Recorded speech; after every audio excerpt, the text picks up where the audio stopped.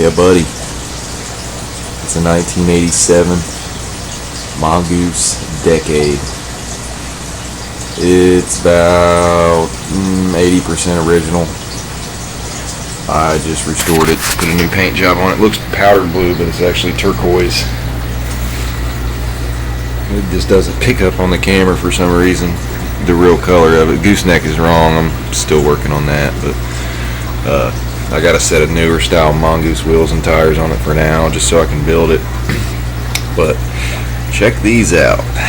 These are sometime in the 80s, I don't know, early 80s.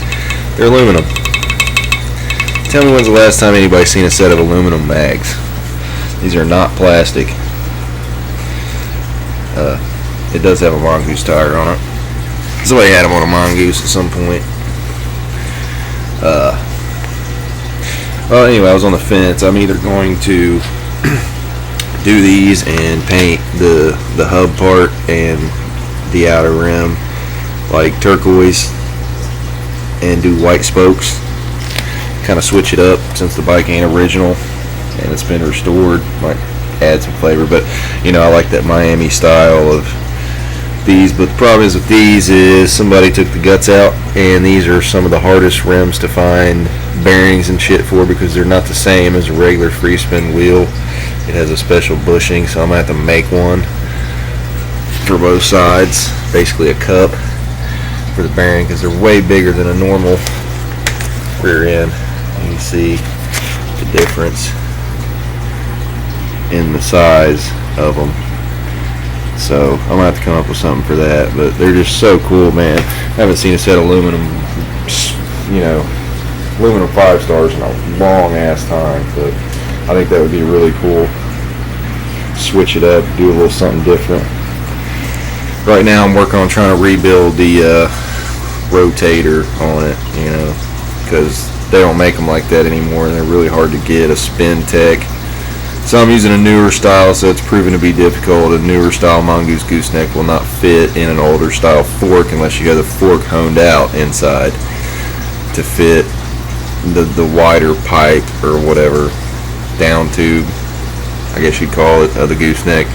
Anyway, I mean, it's feasible. I could get it done in a machine shop, because I wanted to use a newer style gooseneck like this, so I could use a newer style rotator, Spin Tech deal, whatever the hell you want to call it. But anyway, this is a little bit thicker. Even though all the bolts and everything for the fork are interchangeable, for some reason now the inside diameter of the fork is a little bit smaller than, or a little bit bigger than the old style. So that's something I'm trying to fix or deal with. But I think it looks pretty good. It's supposed to have a white seat clamp, and I polished it out. Thought it was cool. Still has the original slotted bar in it. Does have the original 3-piece crank, or 2-piece crank, 2-piece, whatever the hell that is. It ain't a crank, it's the sprocket.